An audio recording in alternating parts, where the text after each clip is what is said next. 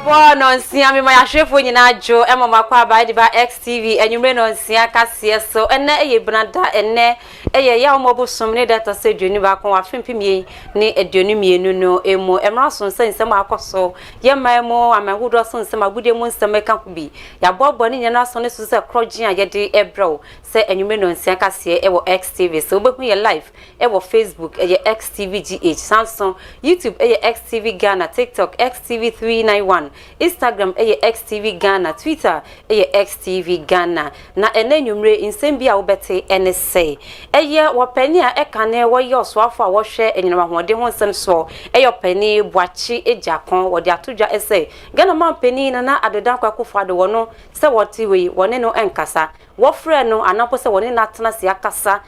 bemma ni bemma no ebru afi ba ko nti woni de omampani de woni no eni kase bia ewo oman emu sanso omampani na adedan kwakofo ado akwakopie mu ewo Belgium ne no eno de atodwa ese coronavirus and offense no Ukraine Russia war no ntokwa no ama ebibimam yesikasem enkoyie krokokokokra inteno penifonhwe no munye bibi emfamfa ho na apomudi edwumekuo ewo mega ne mu womoso ede aba betudwa ese coronavirus no enkoye me no kase nipa baako afemu atonanum ewo nsiedo emusem ni nyina ewo kase boimu a yede ebrewo agude mu nsem eka ho bia mrepemu menu abema Michael Ofori ata ede bebro kakra bi ena mapone ho ede amawo no afejibre na mefa kase boide wo mu ankasa emfamo obapa bevisa kosuate enimidin mayemfa kase bono emfamo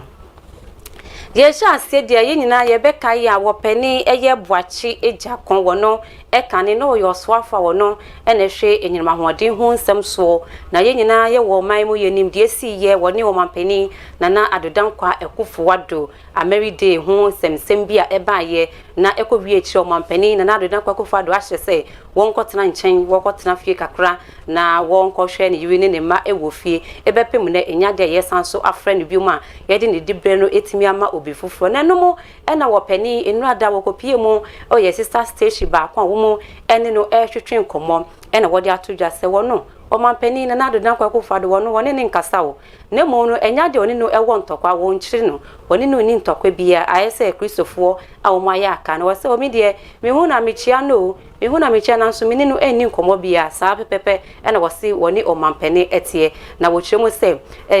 dia ekoso no ewo oni omampani entem no enya dia ekoyie omampani gidie a wono wo ewo omampani mu no omampani afasa gidie no amfa mma no enti no esane se wono woni omampani fititi na asem yisi yempo wentimi enya abotre anya hwehwemu na enum a woyi no edison chen no empo awarefo mutimi ware mfisha mako eduasa 30 years kwa bono eyade omutimi eja aware nti so omampani na danfo no kwa na ye campaign ejina mu ye campaign edi manas na omampani ebe ye omampani wo man Ghana mu na de woni no enkasa emane nye Ghana fo nwanwa. I trusted him. Well, I don't have a relationship now. President. No, I don't. People get married for 30 years and get divorced, don't they? I have known presidents since 76. 76? Yes. Yes, or time. But we've learned to go, media, I've learned to move on and go my separate Your separate way. Because at the end of the day, that is what life is. Me, I will never let anybody bring me so low as to hate him. I don't hate anybody. But there comes a time when circumstances make it that you go your way. You have to move on. You have to move on. Yes, because not even I have not spoken to him over the phone, face to face once. Okay. Over a year ago, I was called by the chief of staff. Chief of staff, Nefrel. Yes, and said that the president said he can't work with me again. I said that's fine. Then I moved. Trust him. I trusted him. Well, I don't have a relationship now. President. No, I don't. People get married for 30 years and get divorced, don't they? I have known presidents since 76. 76? Yes. Yes, or time. But we've learned to go, media, I've learned to move on and go my separate Your separate way. Because at the end of the day, that is what life is. Me, I will never let anybody bring me so low as to hate him. I don't hate anybody. But there comes a time when na wopeni eye buachi ejakon wono eye kane osoafo na nka wo hwe enyima wode ho nsem so na wetimi akasa ne mrebi etwem kura na ono ene campaign manager edi magana mampeni na adodan kwakufo adom inde mini wo kasa die wope eye mampeni dibre pa na wope ewo omaiga ne mu emredu sekim wakan krofo mkwa peke form se wo mu pe franketufo ewo NPP amanyoko no emo yentu akase enu so ene yemfa nkopie mu ewo ensam fofrom na eye asoye no eye Ministry for Employment and Labor Relations openi awoda no woni eye osoafo awohwe yesika sem so metimi abom homodim akopa dwumedie bi hu ntuma ne nyina ene se womo eba behwe wei eye obantapa programmer womo ede ba ye enyumeku ahodo a coronavirus yi ba ye san nyumaku nyina etimi egu ye no on ba be bo mo pagya wo mo biom na edwuma etimi akonkan pa ede ama wo enti nuada nkramponi mantem wo motimi ebie se edwuma ye no a eba be bo a support nkrofo a sa coronavirus yi ba ye ese wo mo nyume nyina enti no opani a wono ene ye osoafo a woda Employment and Labor Relations Ignatius Balfour ewa wono ejine mu ekasa wodi nsem sei atudwa chemu sei imprempeno ba bia omudi wonwani edi ahyepa tourism and offense no education eno mba behwe sankrofo ade a imprempeno omedwuma nyina etimi asei nti omba beboa aso omase na bibia ntimi enkoyi mfamo. As we've said, the focus of the training and retraining will be on the education sector, the private education sector, and then the tourism and hospitality sector. We did a survey during the COVID period, at the heat of it, and we realized that these were the two formal sectors of society that were hardest hit by COVID. And not just that, the number of persons involved too were quite huge. And therefore, we felt that if there was any intervention to actually make an impact in society, this was the area that we should focus. That is not to say that the other areas are not important. Going forward, we will expand the basket, and then more and more persons will be roped in. As we've said, the focus of the training and retraining will be on the education sector, the private education sector, and then the tourism and hospitality sector. We did a survey during the COVID period, at the heat of it, and we realized that these were the two formal sectors of society that were hardest hit by COVID. And not just that, the number of persons involved too were. No ni pa wakasa esesia Ignatius Balfour ewa wono ekasa wie pepepe osofo wono ene hwe isi kasem so wo mai Ghana mo nunyam ni ken ofori ata wono so wodwumedie na sibi nsem sei ni wono so eka edito aso. We may not need to be at the IMF, as we said. So it's all towards speaking that one language, and as the Bible said, there will be no restraint in Genesis if we speak that one language, a clarity that we can move forward, and government also stands up in even these difficult times to ensure that there's hope, there's training, and that beyond the training are also the issues of productivity that are really key and values for us to go forward. We may not need to be. Ntino onyanyam ni ken ofori ata ena wakasa wono ena yoso afo wo hwe sika sem so ewo man Ghana mo. Sam me no kase Ghana mampeni Ghana pesi na adodan kwakofo ado woni o man Ghana mo ebu na ketemu akwakopie mu ewo Belgium na enomo na uchese dwumedi okwakodie eye 2022 European Union Development Days Conference eno ena ekoso ewo Belgium Ghana mampeni na adodan kwakofo ado edi na hoodin ekwa yechi na abra edu so se amayaman nyina wombe kasa na omampani na adodan kwakofo ado wono enegina Ghana na mu ono so wo kasa no ena wode atudwa se wo hwe de ekoso ewo Russia ena offense no Ukraine intem intokwa amudi esie ne no ekamya ese eye ebibimam yen ena sansoso bone no eba ye super papa wo chemu se nhwehwemu aba bededi ese imprempre santokoi etimi ama nipa mako 430 million a omuye ebibiman ebibiman a wo mo o ebibiman mo no sei no eye ohia dokudukuru pa ene etimi adokuru wo mo a chese enye asem ketwa wo chemu se na nsen kra no United Nations fo nso e de report bi e ba ya wo mo e chemu se wo hwe ebibiman mu nyina ra be ye ohom chichemu eduoson 70% ena wo mo sikasem enkoyie kra ne nyina ejina eye Russia ena afins no Ukraine wo mo tokwa wo mo de ehyehe so no ehun na wo sanso wo mo sanso e de tudwa esem ebibiman maako 18 dunwotwe ena me no kase wo mo so wo mo sikasem etimi aba form ne senti no wo no mo wo bimro form de wo mo sika etimi edi ahye wo mo nyuma mu e wo sa ebibiman mu nyina wo ma hyase a me no kase wo mo nyina etwe wo mo ton e de ko echira ne nyina akwakoye o haw kase pa e de ama ebibiman na no ena wo mampani na nadodan kwakofo ado wo sanso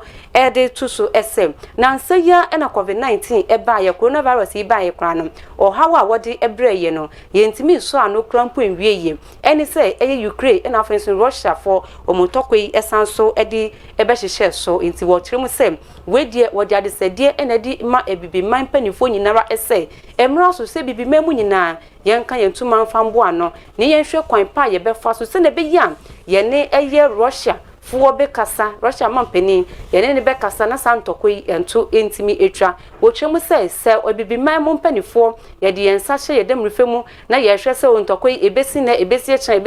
echina ensi na esi echina nte hu be nya pa se ebibiman mu wo mu nkomutuma mfambo ano no mo pe kwan pa mbefa so no metimi eni mpanifo a wo mo ewo Russia ena face Ukraine no ye ne wo mo ntimi kasa na santokwa we entimi entwa na prempren die wo mo tokwa no esusu asobone no ebibiman mu ena ye nya ho esusu asobone no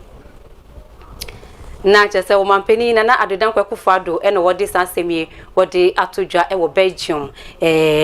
no so a ye de e ma se ye nwumre no nsia kase na ye to ansem no so dia na chese kopiemu e wo nkramponi mantem heyia ye security cancer eno e wo nkramponi mantem wo mu de kokobo e de ama wona wo mo yi asase a efri ye CSIR4 wo mo sase no a wo mu didi e komu no kokobo eni ye de ema omo se wo mo nje sa so be san se wo mo so omo a wo behwe se mra no ne obedi se na se fata ankasa na nkramponi mantemu soafo eye Henry Cote wonom ene gina dom eni onu insentrefo kasa ya wodi sansem bi wodi etudwa na eskase eto sansem so ediamo mfie ni ena Center for Scientific and Industrial Research for ede abetudwa se enipa bi epese wosisi edan ewo wonsase so na asase no eye eka apem nanso wosisi dan wo eka ahanwotwe eso a aka ahanupe ene edi abetudwa ene se ahanu no so enipa bi no ahyase esisi dan ewo honom enam so ema Greater Accra Regional Security Council no ama wonum don hwere aduanan enwotwe so bibia ne bibi ewo asase no so no womenyi emfiri wonya sade a wonum ba bedweregu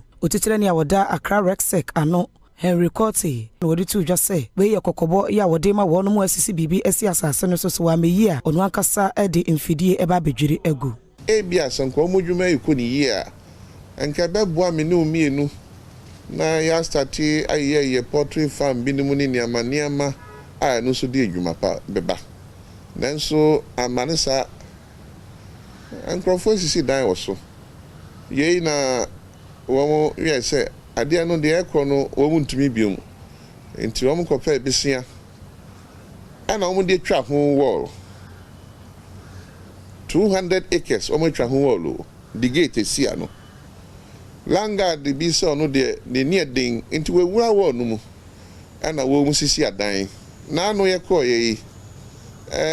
veterinary clinic no na nim say in fact nechi no be a foundation the side obi to foundation aka na nim so nipa so to foundation enti me no mienu ene to say the covid by ye say yare bia ba bird flu na say matisa ba last week nyina kunkum enkokọ no sabio animal research for na say ye dwuma no mutumi hu sa ade yare ebe ko nipa mu ana say be den sa veterinary clinic no po anka ede mu ai be ko no obi so twa wall we denim enwechi wasaka de to aso say wonu obi bia wo pese oha Animal Research Institute ye wo CSIR eni nkita ho bia na botaye esi wani so ene se wonu mu a afa kwan bone so abesisi dan ewo asoye na asase so no obeyi wonu nyina afiri ho wo mu e wo yard no ye adwuma nyina Ye mo 48 hours e fita me ye kasa yi. Onyame e ma ye nkwa. Obema ye nkwa so. Na 48 hours e chire ebe wura ho. Bibia ebe hu obia ebe bubu no. Na ya ka chiro mo. Se ye ba ebe ba ne ti se mema. Enti obi na dwen se oye be ma ene ono anasem. Esanse ye ni mra na eba. Ene ebe edwuma ma Ghana man. Ye sro mo. Obi anyi ni niama enne wochena boko no mfiri yard mu nko. Esanse ye ba ye be ye edwuma ti se de mra aman ho kwai. Afe ya na ye edwuma wia na nkrofo bisa na Henry wotumi be na odi esa edwuma no. Enti no eye nkramponi mantemu swafo ene wakasa na no echi wasanso edituja ese amafo bi kase o sese die wapeni Henry Kote yente ne nkan biom se ni janedum ye hu ni biom afensi no sa task force na wote yese womo eye operation clean your frontage na womo behwe se obia ebe clinic baby a wote no ye hu womo biom ne ko se sen wo se hwe ni janu endum yo ogusoro ye edwuma kasa enti wo a wo di samfo ne samboni won kramponi mantem why wadwe say wa hye wo se free honom unya wadwe say obefri honom wo ba mo suse gidigidi say ye mo say ni jeduma ni janu endum ye kra. Here with one of your action packed pictures in a nice shape to present to you in the presence of the Rex Saint.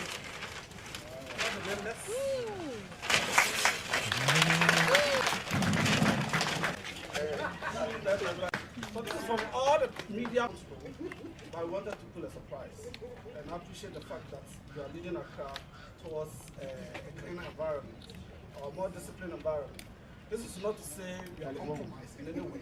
but as human beings, we should be able to appreciate somebody when he's leading to a certain cause that we all agree with.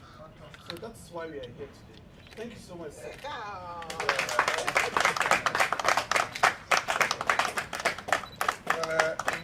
Indeed, you have pulled a surprise. Well done. Let me use this opportunity to reassure our followers. I've heard over the last 4 or 5 months that the fire in me is going down. Well, let them know that today, Monday, the fire is going to burn seriously from today. And so, if you are wearing guarantee, go and buy sneakers. Those days we call it kambu. Go and buy kambu and lace it because we have sparked the machine again and we are going to go all out. Again, a few questions have been coming that we have been avoiding for strategic reasons. The issue of the city response team, they have not gone to sleep.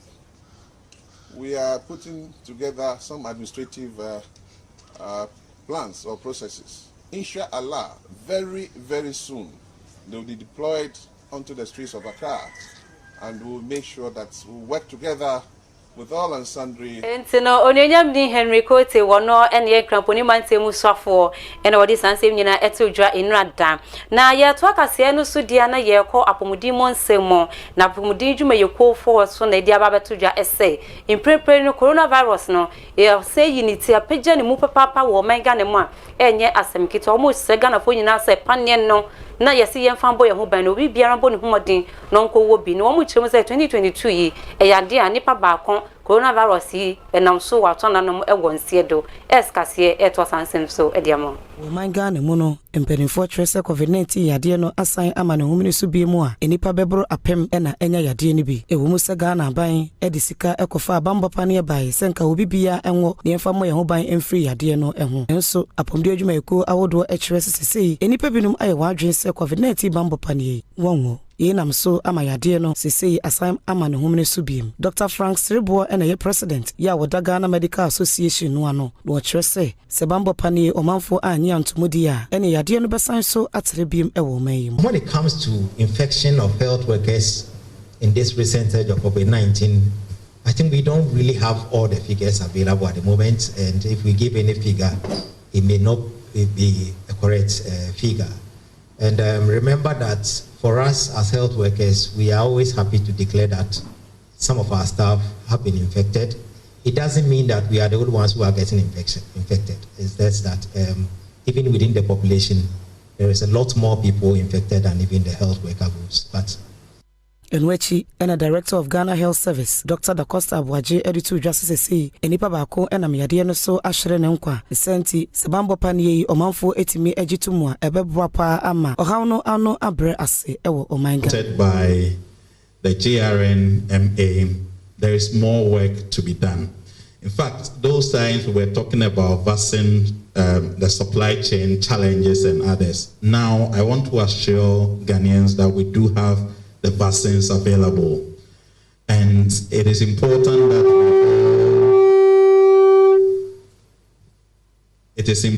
that we all get vaccinated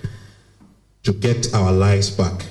Because should we fail to do this, then it means that at some point, if the cases continue to go up,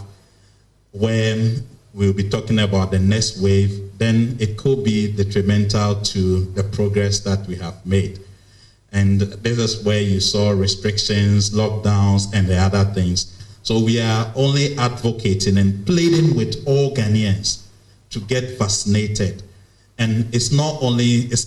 even the Johnson & Johnson now is. You know, apomudin juma yeko ena womo akasa achechire mu se na niema eko ewo man Ghana fa coronavirus no eho yento akase no so na yenkopie mu ewatoye mante mu bogoso ne ho ena ba betodwa essay Church of Pentecost sorry dem mu ena kromfu titim wabi ebo ne homodin okobo kro no pa ewo ho no wie no watro note kese pa de ato ho e de ama asafoma no se womo ba na womo mbekinkan na ye chire se wokobo kro no edanom eye kwasiada enwumre womo ekwa sorry ko bompa ewie ya womo tu den mo ene wono nso ekọ honom ekobo kro no na nyame bia okowie aye eye amplifier womo edi ye adwuma sanso ena drive ena nyama hodo bia esombo pa ede ma sowe no ena wowia ede ko ena wowia ko wowia na wowie bibibiara wo ba bekọ no ena wa pepen se pen no wodi hye ne ho no wodi ba yo so wofa wa sorry den mo hodia obi ntimi nkyere na eno ena wo tworo wo so ese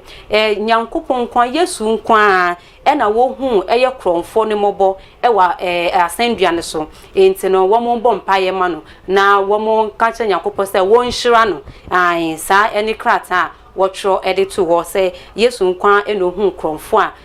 owo asendua no so no wo hu ne mobo enti wo no so wo mo hu ne mobo na wo mo bompa ye emfa emma no eno eni krata wotro edito ho a woja wo mo ho ekoye na insentrefo aso eti sa semi presiding elder woda asori na no ewo bogoso ho no eye elder Samuel Kumi ye bisa no sampa se bibi ko so sa wo se ane bibi ekoso pa nti wo makobo apos fa wo mo ewo bogoso ho no ya kobo mo amane a wo mo hyase eye nsem ni mo hwehwemu hwehwe kromfu twetwetwe mu a obo no humodi akobo kro no asanso atrokrata e de ato ho ama wo mo no na mprempren no wo mo hwe se wo bepe ahobambokuo no makobo eye asori dan ho no wakobo ho no mu ban se na be ya okromfobia ntimi bobra ho no mu bi nti we eso ne nsem a ekoso e wo bogoso atoye mantemu de debra se enyime no nsia kase ye gira we so akọ agude mu se me ne be ma wa ye krade papa pacho me wakọ aba ye ne oba pa nyame hummobo nyame njira ne so akobo kro no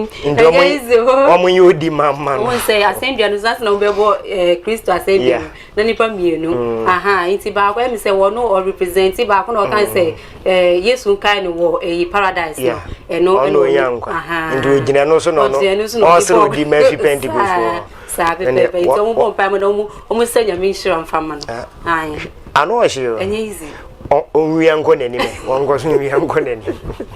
bacho fa yenko medase obapa ahwefo ye dan yani e de akere agoprama so na nti mayenhye ensem no ase na yemfa agoprama so ensem no yemfa ntoa kase yebo no so e ma ahwefo ability awe mu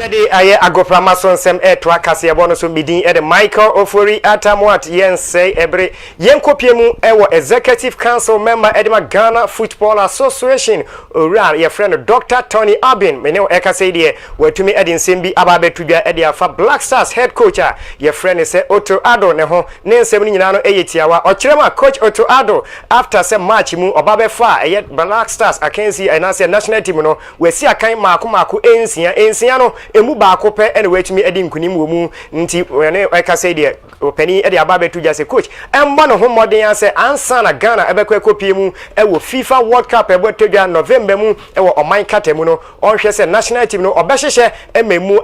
ayeden ansa na World Cup no etumi edu esanse osusu say esase coach ne modern ba wo no matches no winning no etumi ba na e boost the confidence of the team no ansa na World Cup na nkasa so etumi edu a Dr. Tony Obin, Executive Council member of the Ghana Football Association, one and a wait me edisa and same way so edia tuja eni no oshe coach Otto Addo say omomoden na national team no omane ye pabene injina ne nan so e wo hwa yedema ahwefo e wo kase boy eso yeda so ejina agoprama mu nsem so ya former Kumasi Asante Kotoko striker Abrantie Kwame Poku ekopie mu e wo Algeria USM Urges e ho eno me no e kase no okokosi akan ene wono ankasa de ababetu ja say no kuranie and the season na edikan e wo Algerian league ni mu no obetumi aka say ono ankasa no ne modern mono enye ne ono ankasa nani eso ye ni nyina ne say epra eha no emani si akan maako eduasa be ye nan eto atena enum ene de ma no o say as a striker no na nko bo modern ase obetumi ahye goals no dodo sene onya akwanya esi akan dodo nenso epra entumi amoa no nti so o ka no kre na waka de akere ono ane ho de a obeka say the season edikan e wo Algerian league ni mu a na osi akan edema USMM Urges no eyade a wono ankasa ne modern bono anhyeda anye nia wopa former Kumasi Asante Kotoko striker Abrantie Kwame Opoku wono so etumi edesa ensem no ede atu dwa yedema ahwefo yemepiem ewo Ghana Premier League the year 2021-22 season no etumi abanewie yema Krobia Kumasi Asante Kotoko etumi age league no ede esi won sere so na yenhwe goalkeeper no ne etumi a Abrantie a otumi ebo no homodin table no say enetie Kumasi Asante Kotoko ehuri edi kan with 67 points a mediama eto so mienu wono enya 56 inti mekasa mebobo a ebre no enima fa wa wani eguso a wo hwe ubehu o favorite club no ana team no baabi a otumi eto ye ne ba goalkeeper no any top assist na Abrantie yaw ano wono eye Ashanti Gold aboakese Abrantie wono ene wini golden boot na otumi ehye 22 goals enu nti say enetie wono so enya eye 22 goals ewo ho yaw ano ena ehye 22 goals no ena Abrantie Etuga Imbera Frank Thierry wono ye Kumasi Asante Kotoko Abrantie wono mum no ehye 21 goals na ne wani guso a wo hwe ne ye wona wo ye top assist no Kumasi Asante Kotoko Abrantie ye friend say Imoro Ibrahim wono eye 9 assists ewo ho ema bibia etumi ekoye saranso ena Augustin Frimpong ono eye RTU wono so etumi ye 7 wayo mawuli wayo nso no eye 7 wo ho saranso na Ibrahim Salufu wotumi eye 6 Edma Hasofuk ene ne ekeka ho a eno nso no etumi course nti season na ekọ na wie ye no embrante a wo modern bo ekọ nkan any team a wo modern bo ekọ nkan in terms of goal scoring league table and afi top assist no ena yetumi edi ni nyina no edi amahwefo at the end of the season no eyade a efi ebeye awards ye behwe se sene etie no wo mu hwan ene betumi enya akwanya na waba bepie mu age the best player ewo oman Ghana mu the year 2021-2022 eye liga etumi akona wiye ewo oman Ghana mu na chese ye gina eno so na enanwumire so no yetumi ede agoprama so nsem wo kase ebo so no etumi ede asi na kase ebo no etumi atoa so yentwa ye ho tiawa ye ba na afi ye wi kase ebo no ede amahwefo.